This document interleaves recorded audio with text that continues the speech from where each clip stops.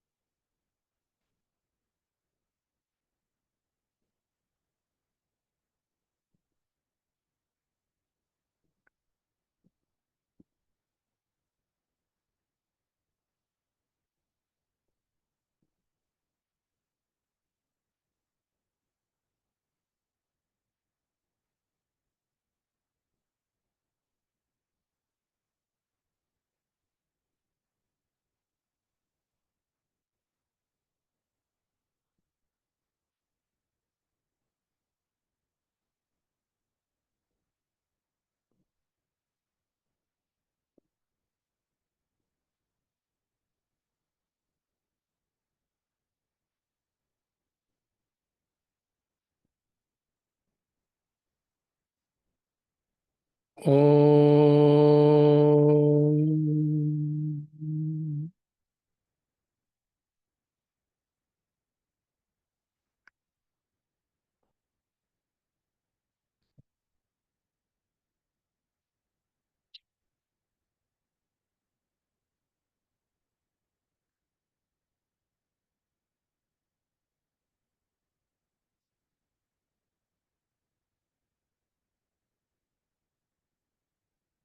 So currently we are studying the third chapter of this book, The Virus of Attachment. That is chapter number 3. And we are on the fourth topic. Attachment is calamitous. And in that topic, subtopic children. So we are halfway through.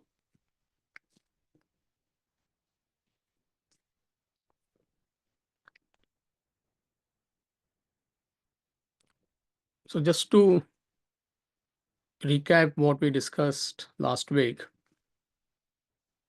So about children, he's continuing the thought flow that how attachment to your own children is disastrous. In 99.99% cases, it is applicable. So those who want to be parents, you are thinking about becoming parents. Those who are already parents, and in some cases, I understand it might be too late, but at least it will be applicable to your grandchildren. I mean, you won't mess up their life, how you harmed your own children. So, in any case, it is applicable. And without these guidelines, it is extremely difficult not to be possessive about your children. So, what happens? This is the thought flow, slowly, step by step. It is in depth analysis. That if you are attached to your children, if you are possessive about your children, you not only mess up your life, you mess up their life. And why are you doing it? If you understand the psychology, innocently it is happening due to ignorance. The reason for having a child is you want your own stamp. So it's nothing but extension of your ego. So when you are possessive about your own child, you are possessive about yourself. You have fallen in love with your own image. So that's the psychology. And the difficulty is, see, it's not that you don't love them. It's there is genuine care. I mean, with all sincerity, you are their well wisher. There is no doubt about that. But selfishness spoils the whole thing. See, the attachment, that possessiveness stems from selfishness. So that spoils the entire relationship, parent child relationship. So, due to that selfishness, you become attached, you are possessive about your children, and you cling on to them throughout their life. And that is detestable. That's the problem. And that is where the difficulty comes. You will not understand it without this knowledge, or even with this knowledge, it will take you really, really long time to understand what's happening. There is nothing wrong with your relationship. You genuinely care, there is love, but it is polluted by your selfishness. So that selfishness spoils everything. So this is what we have covered so far. And then he is talking about the effect. What happens to children when you are possessive about them, when you are attached to them? So that's what he is going to tell us. There are two ways it will manifest. First is you pamper them, sometimes to the T. Second is you start controlling their life. Do this, don't do that. So let's read that portion from the book. There are 3 or 4 paragraphs. Then I will explain to you with maybe day-to-day examples how it is applicable. So Raji, can you please play that recording?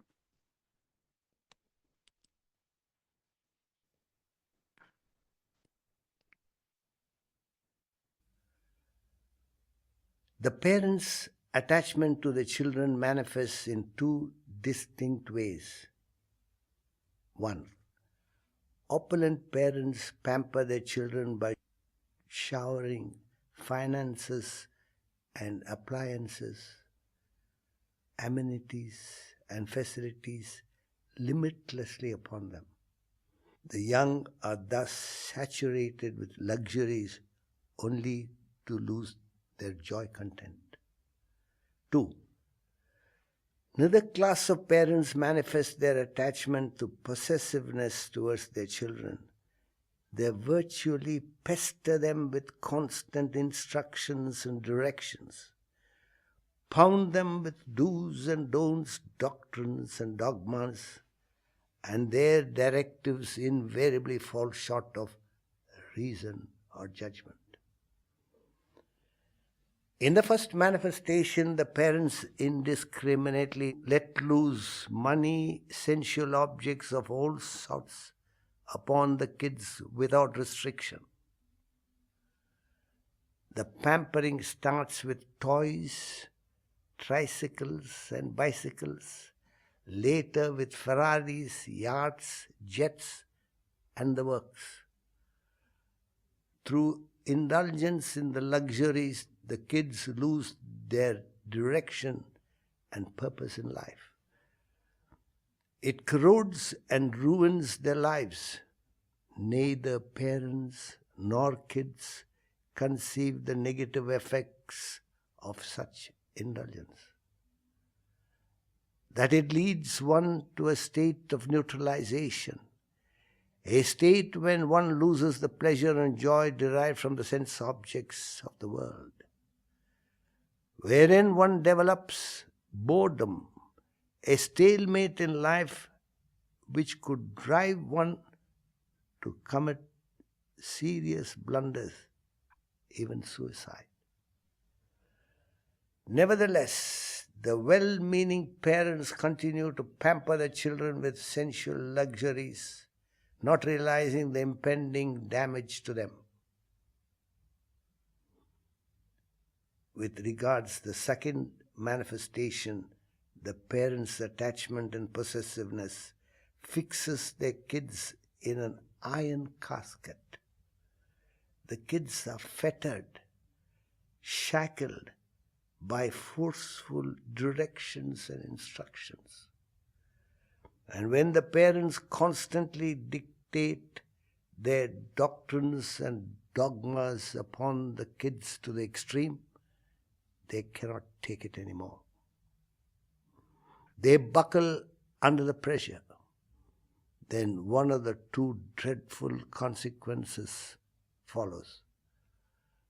The children become a vegetable or a rebel. Becoming a vegetable means that the kid turns inert, inactive, and would hardly react to the external world. The kid reaches this state if his nature is passive and submissive and succumbs to the continuous onslaughts of his parents' directions and dictations. If, however, the kid is vocal and aggressive, he becomes a rebel. He would argue, swear, counter the unsolicited advices showered upon him. Further, protest, turn violent, even leave the home.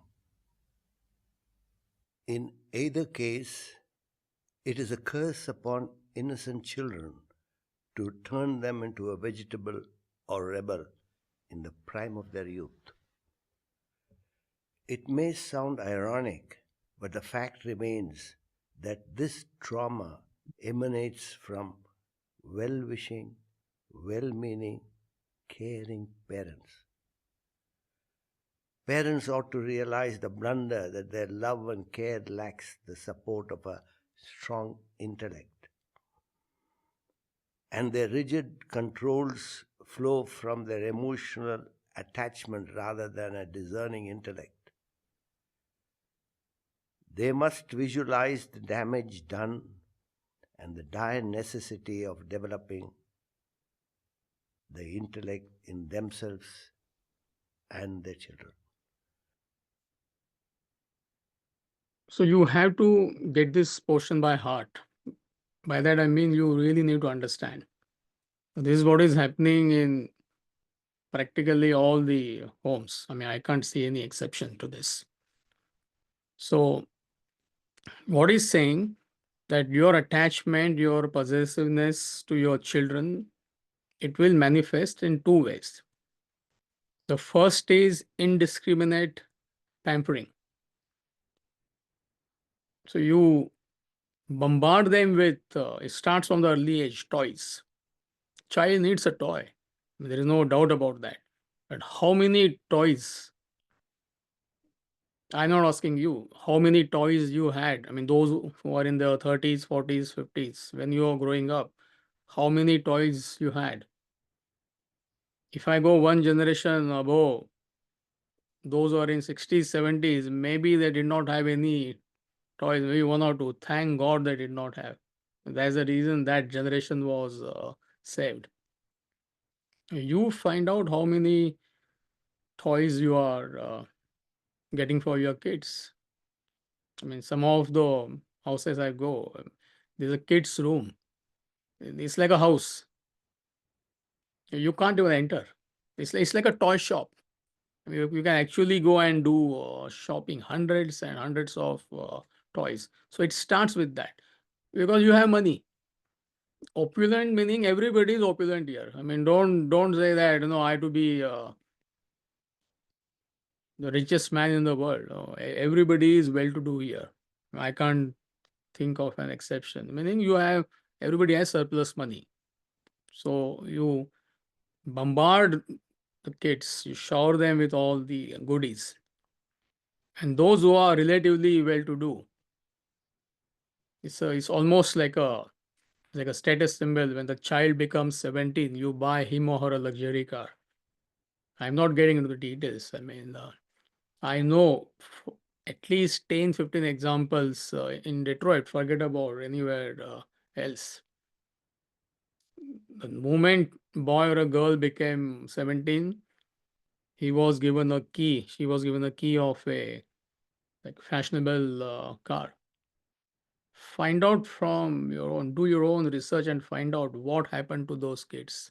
I'm not going to get into the details. In most cases, that was the last straw on the camel's back. You get my point. You are doing it innocently. Wow, my boy became 17, my girl became 17. Here is a sports BMW or whatever you buy. So what happens? That's the psychology. When you shower all these worldly goodies, they get saturated. See, saturated meaning there is no joy. Are you with me? It's a very important point. When you got your first Apple phone, let's say 10, 12 years back, were you not excited? Relatively speaking. Now you ask your children, I mean, what excitement? Well, they had all the models. Apple 1, Apple 2, Apple 3, Apple 4. Who gave them all? You are giving them. Just one example. So they are saturated with all worldly goodies, all the luxuries. So they lose motivation in life. This is what you don't understand. See, at least when you don't have something, you will do a job and you have that ambition. Okay, I will save money. I will buy, I don't know, Apple phone or Apple watch. Now, what if you have everything? What is there to look forward to? So there is nothing to acquire and enjoy. You already have everything. Parents have given you everything. So they lose motivation in life. They get saturated. Nothing excites them. They lose motivation in life when it is extreme. Understand that. And when nothing excites you, what you do, that is where you start getting into life of drugs and all that. You need something to excite you, right? And when it is really extreme, there are so many cases. I'm not going to get into the details where children have committed suicide. So many children of super rich, they have committed suicide. Why? People, they ask this question. I mean, what is lacking in their life? That's the problem. Nothing is lacking. It's too much. Parents, they shower them with everything. So there is no motivation. There is no motivation to work. There is no motivation to start their own career, get established in life. If you have your own business, you will make sure that your children, they get some money, either legally or illegally. You will do that, you know, or through some contact, try to get them a job. The child doesn't have that motivation that I want to establish myself, because he or she has everything. Are you following this analysis or no?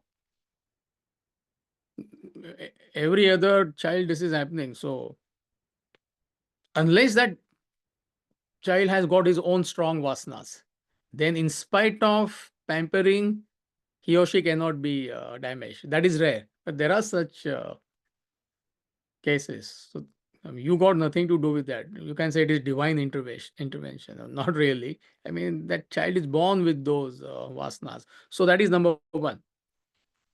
The first effect of what? Indiscriminate pampering. Are you following the thought flow? The second effect of indiscriminate pampering is they become selfish, because you're constantly, innocently catering to their selfishness. You want this, baby, take this. You want that, take this. So they become selfish and they carry that trait into all aspects of their adult life when they become adults. They cannot get along with their spouses, because to get along with your partner, what you need, the basic quality is what? Which is the only quality. Any relationship, I'm talking about like partnership. If you want to get along with your partner, if you want to have a long-term relationship with your spouse, there is only one ingredient. There is no second ingredient. What is that?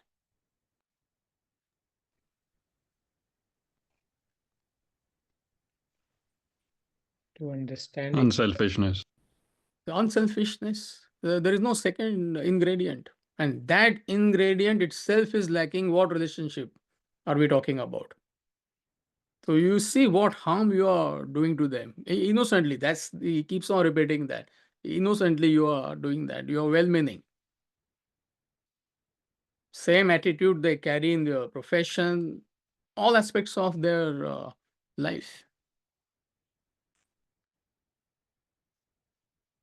There is one family in Canada, in Toronto. And before coming to America, I was in Canada for some time, long time back.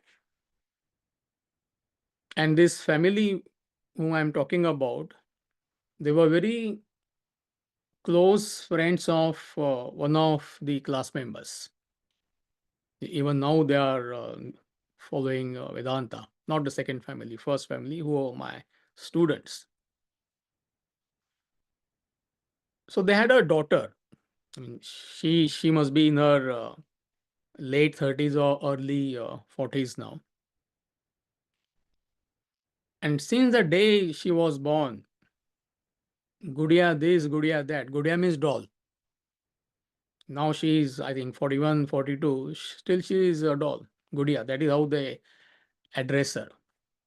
Gudiya, do you want this? Gudiya, you want that?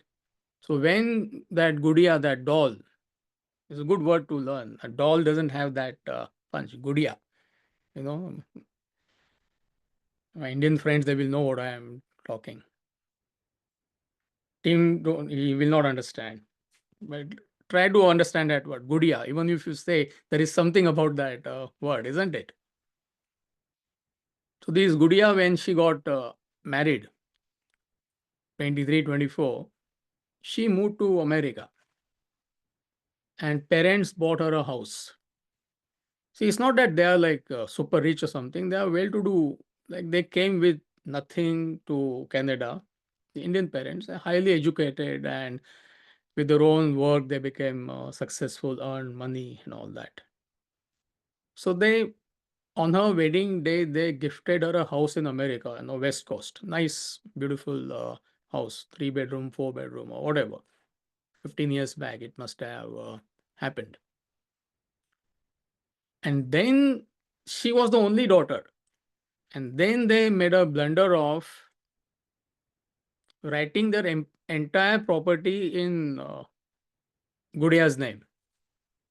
So they had a beautiful house in Toronto, in Mississauga. Those who are familiar with that area near Mississauga University, it's a very, very expensive area now. That time it was affordable, so they could buy. But beautiful house. I've personally been to that house. In fact, they had hosted one class, some 5,000-6,000 square foot house. So they bought her a house, wedding gift, West Coast in America. After 3 or 4 years, 5 years, whatever, their Mississauga house, they in their will they gave it to her, or officially they gave it to her. And about 4 years back, 5 years back, by the time Gudia had her own kids and all that, they were 6, 7, 8 year old. So she wanted to buy a house with a swimming pool in West Coast. Already she had a beautiful house. So she wanted to buy a house with a swimming pool because her kids wanted, whatever the reason. So she told her parents, so she just informed her parents that she is going to sell their Canada house. Are you with me? Are you getting it? What I am trying to say? Her own parents, and all hell broke loose. So this my family, they're in their 70s, so they called me. I mean, literally in the evening I had to leave. This happened 3-4 years back. It came as a, I don't know, shock to everybody. I mean, how can you do it to your own parents? And then parents were there. And they were crying and all that, and even when they are crying, they are, how could Gudiya do this to me? Gudiya do that to me? At least 100 times they must have used the word Gudiya. You must understand, you have to actually see it to believe it. I don't know whether I'm doing justice. I'm sure you can come out with your own examples. To which I said, now what can you do? Legally, you have given that house to her. And that's what even lawyers told him. There is nothing you can do. Officially, that property was given to them, given to her. Only thing you can do is you can make an emotional appeal to daughter. That's all you can do. So then all this, my student and few well-wishers, they went all the way to West Coast. She was not willing to even come, and they pleaded with her that how could you do this to your own parents? She did not budge. So to cut the long story short, she sold that house, and today her parents are living in a two-bedroom apartment, not even a condo, because all the money is gone. I mean, at the age of 75, I mean, the multi-million dollar house they lost. Now, if you ask me, I interacted with that girl when she used to come to Canada. 3-4 times I had interacted with her. I mean, there's nothing wrong with that girl. It's not that she's some demon or something like that. She's a spoiled brat. That's all. She's hardworking. She's successful in her career. All that is there. So who is responsible? There is no way. I mean, I can't give lecture to parents. Why don't you read Holocaust of Attachment? They are drowned in sorrow. Nobody can tell. So their point is, why it happened to us? Still, they are not blaming their daughter. They are not blaming themselves. They're blaming God, stars, something we must have done, or somebody has done black magic. This is the language they were talking. I'm giving you an extreme example, but this is happening on a small scale in your home also. Only thing, you will not talk about it. You don't ask me any questions. I don't tell you any lies. So keep quiet. That's all is happening. So that's the point. That is where the difficulty comes in understanding that you are not able to correlate. The child has become self-centered. They were innocent. Every child is innocent. You are responsible for that. How it happened? It doesn't happen overnight. So constantly, indiscriminately, innocently, you bombard them, shower them with all these goodies. By this, by that. And as a result, any human being will become selfish. That's the cause and effect. And then children carry that trait throughout their life, in all aspects of their life. And then he's saying it continues. It's not that it ends. I mean, those who are super rich, he gives example. They buy them Ferraris and yachts and jets and whatnot, which does not excite them at all. Some of you are doing e-learning. Swamiji gives these examples. He used to be hosted by richest people in the world. So I don't know how many of you remember that example. Then Vijay might know, Raji might know, Veerao might remember. Charu also doing e-learning. So my guru was there on 18th birthday of that son. So they gifted him something like, nicely wrapped. He became 18th, that boy. It was a key to the Ferrari, the most expensive Ferrari. And then it was evening. And parents, they are telling him, I mean, he just, okay, yes, thank you. And he kept the keys. I mean, he knew, of course, they told him what it is. So they asked him, parents asked him, don't you want to go and take a look?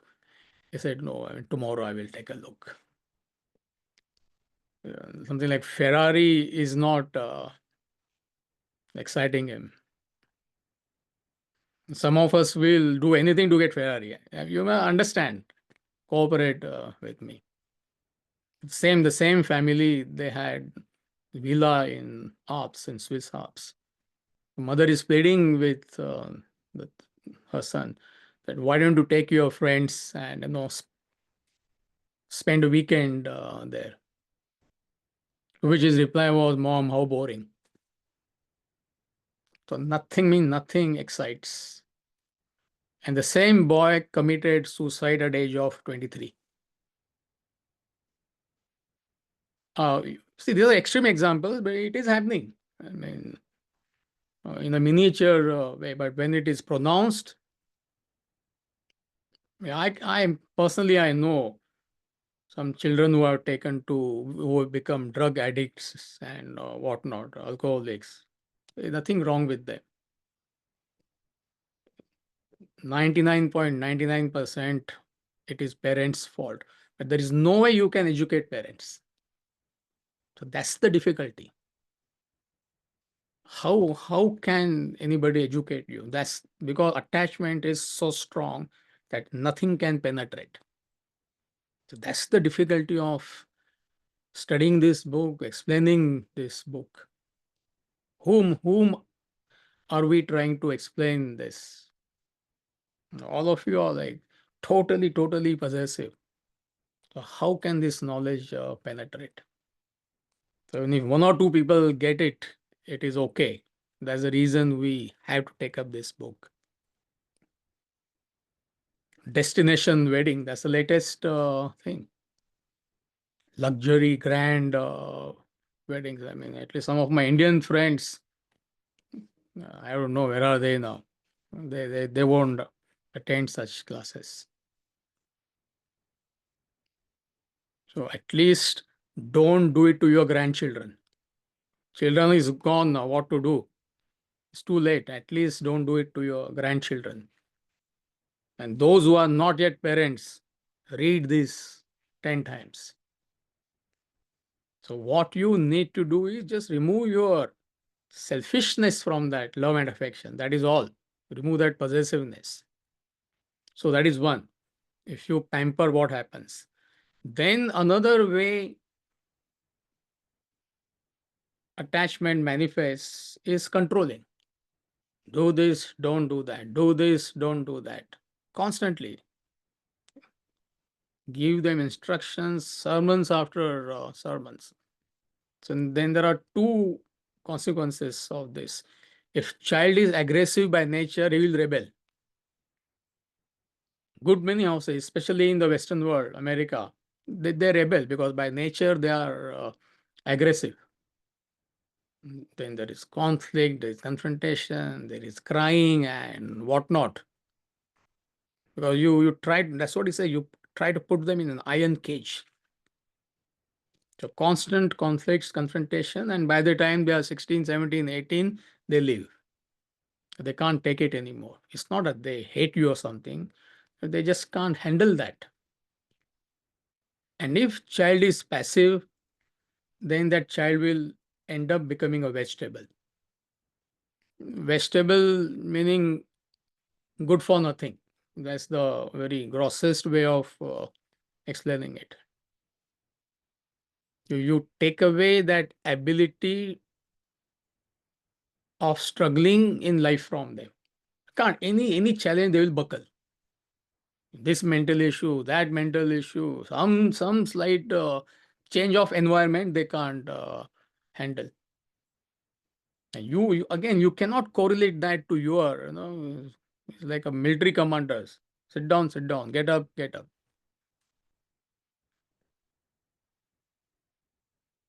I often give example of one Indian boy. He is a perfect example of vegetable. This happened 3 years back, 4 years back. He came from well-to-do family, came to Europe to spend 15, 20 days. His mother is calling the kitchen of that hotel and organizing his breakfast. Baby doesn't know what to do. Baby doesn't know what to eat. 52-year-old baby. Baby was, now he must be 55, 56. 4 years back, baby was 52. Vegetable. They got him married. The girl left him within 3 weeks. She's saying he's not even a man. I mean, which is true. When mother is controlling, what kind of a person are you? These are extreme examples, but if you have eyes to see, you will start noticing it. So that's what you are doing innocently. Are you getting it? So it's in-depth analysis, and you must understand the psychology. And then he gives solutions for the next 2 or 3 paragraphs that, yes, your love is genuine, that care is required. Children need monitoring, there is no doubt, till the age of 13, 14, 15. So, how do you handle it? That's what he explains. Raji, please continue.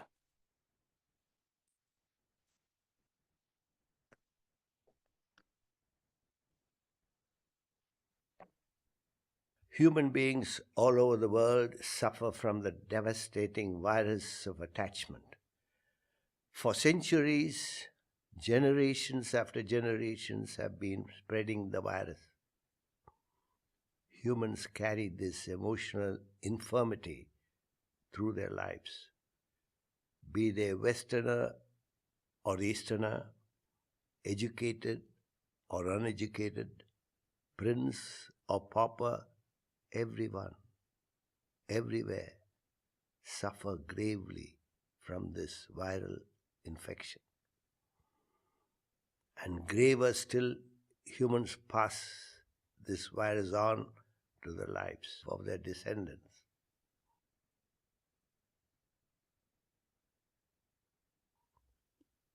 So, you continue. Parents That's are what the it means. prime carriers Children, of the grandchildren. Yeah, sorry. virus of attachment.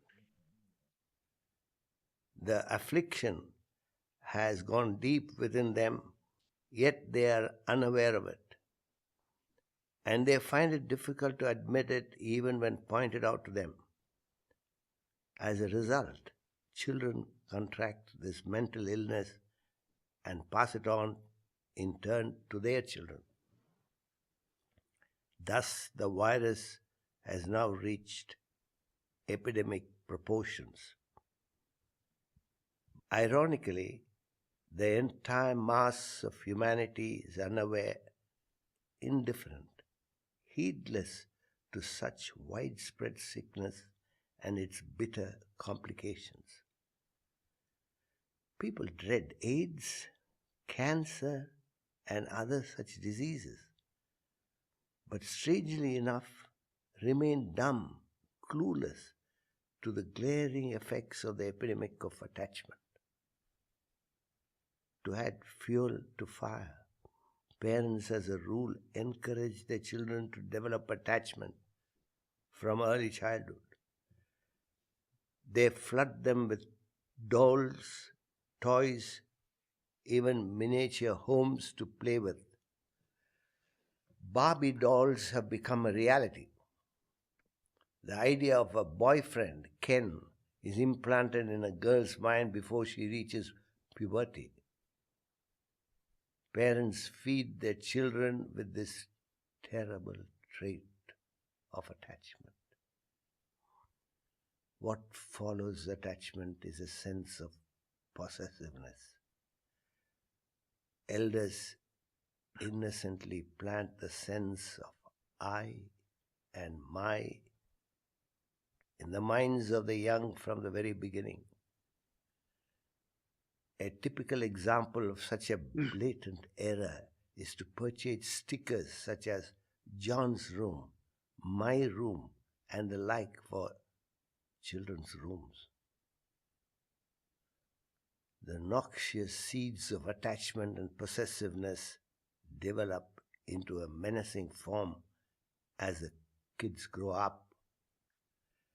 Their ego swells with a strong feeling of I-ness and minus. Kids must realize the gravity of the situation and environment they live in, and in their interest avoid such influences to ensure they do not boost those negative traits from childhood. Yeah, let's pause. So again, it's very important analysis. See, in most cases, parents are innocently planting that thought of I and my in their kids. And it's more pronounced in the Western world, especially in America. So you have to have that understanding. I mean, back home, of course, things are changing. It's not that bad, but it's beginning to happen. The moment you say I and my, your parents will correct you. I can think about myself. My Indian friends, they will agree with me. Yes or no? When I was maybe 8 or 10 years old, I don't normally remember. They were like a rocking wooden horse. Anybody remembers that? You rock on that. So we were playing, me, my two of my cousins. That cousin, she's in Denver now, like few years younger to me. And so I made a statement. I mean, she was playing and I pushed her and I said, it's my house. I want to play. 7, 8 year old, I must have been. Innocently, I said that. Still, I remember my mother, it was some bungalow. She took me in the courtyard. She dragged me and thrashed me nicely. Everybody is watching, 10, 15 people. And kids are yelling. Yeah, yeah, it's fun. But at that age, it gave me a jolt when I was 8 or 9. And then, of course, she told me, my parents told me, you never say hi, my, it is for sharing. So if you ask me, thank God my mother beat me that time. So it's like a built-in correction. Immediately, elders will correct you. That's not what is happening, especially in the Western world, especially in America, that I and my is promoted. Parents are promoting. John's room, Amit's room, Tim's room, Vijay's room. So you're innocently planting that thought of I and my in them. Now you don't know how it is going to manifest in the future. So therefore, he says the noxious seeds of attachment and possessiveness develop into a menacing form as the kids grow up. So the best example of that is few years back, up to 5 years back, 10 years back, there is either male or female. Where is the confusion? If you want to fill up a form, you want admission in a school or university, there are only two possibilities in nature. Either you are a male or you're female. What is the third one? There is no third one. So now there are 150, 200 genders you can select from. See, you don't understand what is happening internally. We're not saying it is right or wrong. To what extent that thought of I and my, that concentrated thought of I, and any thought of I is poison. So corrodes your entire personality, all facets of your life. See, I'm not saying it is right or wrong. Don't, when I give examples, you must understand the spirit of these examples.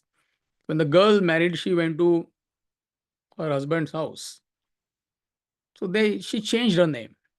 I'm not saying you should do that. It's a right practice, wrong practice. That's not a point of discussion. The idea was what? What was the intention behind it? Can anybody tell me?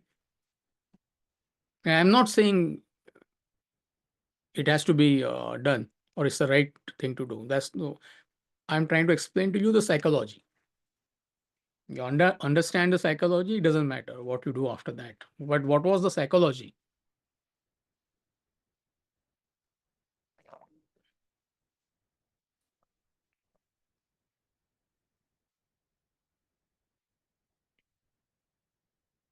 Nobody knows. Surrender to Mm-hmm. the values of the newer family she's entering in. Mm-hmm. What else? She was going to fit in with that new family. She was going to, how would I say, absorb their values, Mm-hmm. and become like them. Mm-hmm. So don't carry your ego, basically. It could be other way around. I mean, some part of the world, maybe boys changing them. Let me give this example also. Otherwise, it sounds very biased. You must understand the principle. So again, to give you real life example, one girl in Canada, let's say her name was Leela Joshi. It's a fictitious name. There is no such thing. Indian parents, girl is born and brought up in Canada. Again, same, like parents spoiled her. And when she got married, so she carried her own, she decided, no, I want to keep my own name. And since she was born and brought up in Canada, she added name Harris to her legally. Leela Joshi Harris. There's no connection. Husband's family name was something different. But she decided to add that name for whatever reason. So Leela Joshi became Leela Joshi Harris.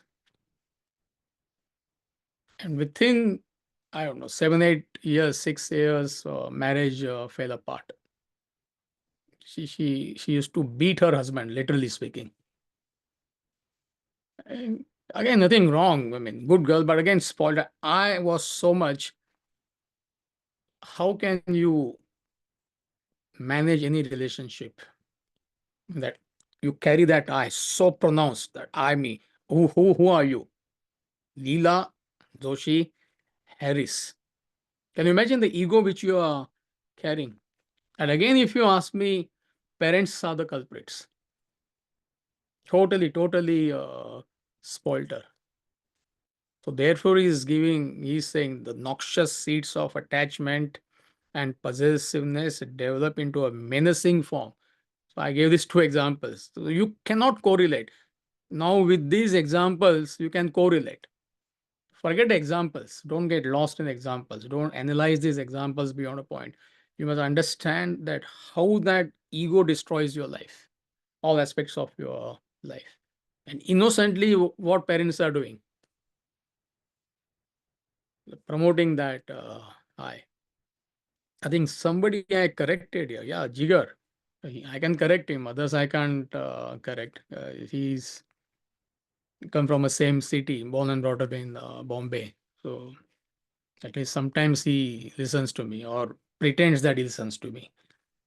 So when he had a daughter, her name is Anna. So I went when 2 or 3 things, some Anna's chair. There was a chair and written Anna. I said, what is this? I mean, what did you learn? Obviously, he blamed his wife and all that. And I mean, he had nothing to do with it. I mean, to give him credit. I mean, you're destroying her. She doesn't even know her name is Anna. A 2-year-old girl, before she understand big chair and a big name, Anna. So he immediately removed it.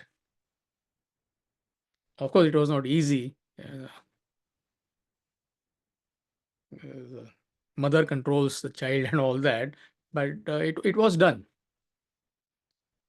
So innocently it is happening. This is what you need to understand. So that's the analysis. Please continue.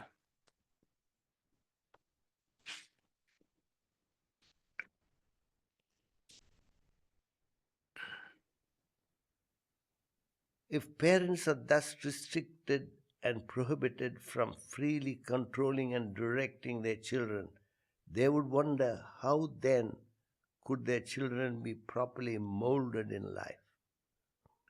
In fact, they would be quite frustrated if their free hand is curtailed in what they believe will mold their children. They face a dilemma in their anxiety to help their children and their alleged incompetence to advise them. The solution lies in the parents' understanding of the fundamental principle of education, that knowledge is never given, it is taken by willing learners. The advices and instructions that the parents shower upon their kids go unattended, repelled, rejected. Since the kids are disinterested, disinclined to take sermons from their parents. The practical way to guide your children to a disciplined life is to live that life yourself. You must take the lead by setting the example. Mere words without leadership would fall on deaf ears. You ought to set the standard that you wish your children should reach and not load them with do's and don'ts. The kids then would observe, follow your lead. It's a law. So the kids have to take the lead from you. It cannot be given to them however well meant. In the words of the late President of the United States, Abraham Lincoln, there is just one way to bring up a child in the way he should go, and that is to travel that way yourself. By heart this statement. There is just one way to bring up a child in the way he should go, and that is to travel that way yourself. Same thing, Bhagavad Gita, chapter 3, verse number 21. Same concept. It uses the word Shrestha. Whatever leader does, that's what followers do. It doesn't matter what you say. And it's a legitimate, genuine question. Many times parents, they ask, how do I guide my children? To guide your children is to guide yourself. Period. There is nothing else. So if your life is based on higher values, therefore you need this knowledge first to begin with. And you live your life based on what you are learning, 99.99% of the cases, children will follow. 0.1% you can't do anything because that child is born with strong self-centered negative vasanas. Nobody can do anything. That is more of an exception. And there's so many examples here within our Vedanta family. I can think of at least 10 to 15 children they have taken to the study of Vedanta because parents are doing it and they never told them, they never forced them. They are living a particular lifestyle, life based on certain values. Children are automatically getting gravitated towards that. See, all of you know I come from Vedanta Academy, which was started by my guru, Swami Parthasarathi, in 1988. So how many years now? 35 years? So let's say 35, 40 years, whatever. Hundreds of youngsters must have passed from the academy. It's meant for the youngsters. 60 to 70%, perhaps 80% of the youngsters who joined Vedanta Academy because they were influenced by their parents. Influenced by their parents, meaning parents, they were students of Vedanta. So they saw their parents studying, they saw them living a particular life based on values, higher values, and they got interested in the subject. So that's the way to go about. That's the way to manage your children, but that's not what is happening. Parents, they just bombard them with, do this, don't do that.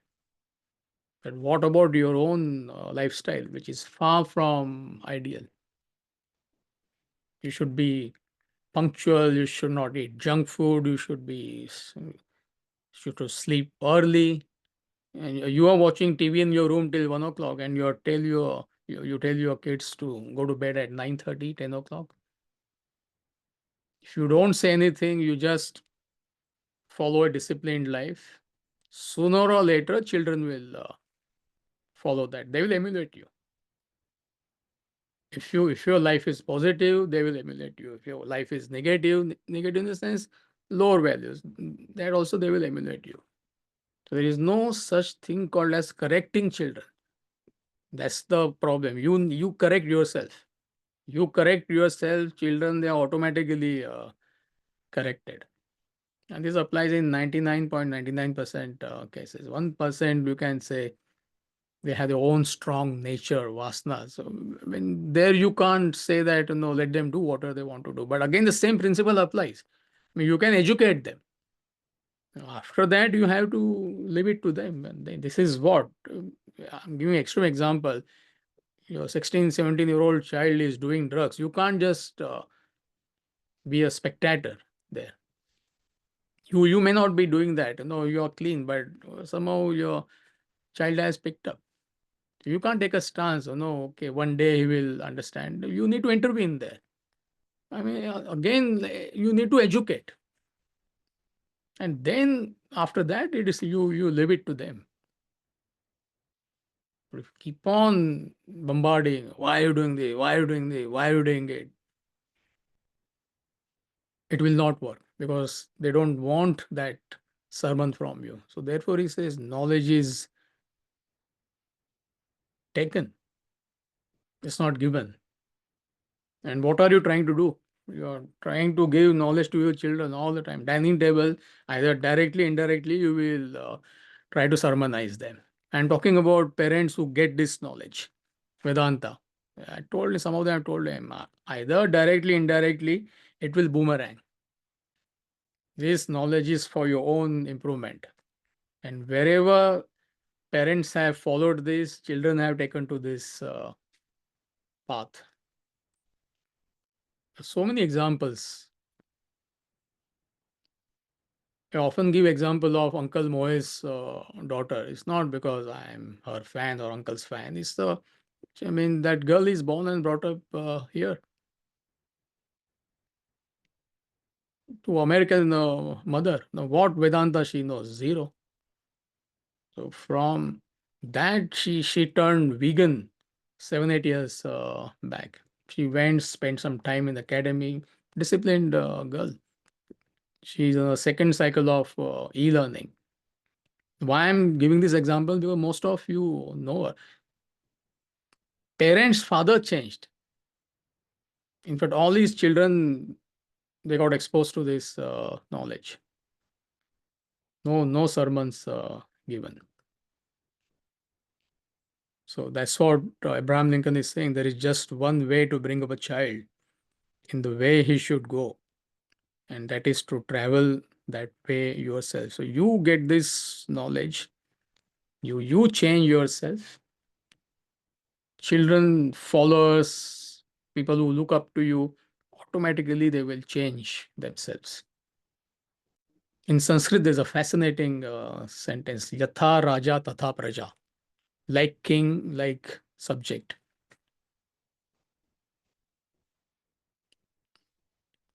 So the person at a higher level, the leader is responsible for bringing about change in his followers.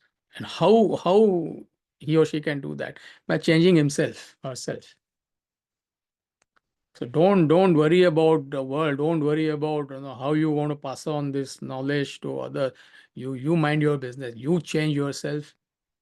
Forget about others. Automatically, they will get inspired by you, including your home. So, are you okay? So, important topics. See, this is a topic meant for discussion. I mean, I can't explain beyond a point. Yes, I gave some examples from my observation in life. You can come out with your own examples to understand the principle behind it. Don't get lost in examples. Never. Understand the message, and that's it. So, any questions from what we discussed today?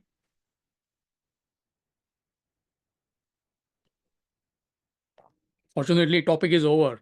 I understand the difficulty. We'll move on to the next topic from next week. I know it's a very sensitive topic, but it has to be discussed. So no need to look sad. Some of you, I can see a sad expression. Forget about it. Whatever happened, happened. Move on in life.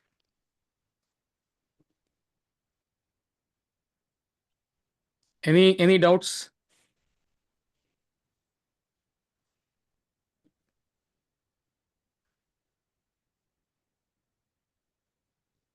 All right. So I will see you next Sunday. We'll start the next subtopic, religion. How attachment to religion is calamitous. This doesn't need any explanation. And then the last two topics, he gives solutions. The antivirus, what is the solution? So you need to build your intellect. So briefly explains the difference between intellect and intelligence, and then how you develop your intellect. So that's the last topic. The ultimate solution lies in the intellect. It's the mind which gets attached. Only a powerful intellect can supervise the mind and detach it from all these attachments. So I'll see you next week. Thank you. Thank you. Thank you. Thank you, Amity. Thank you.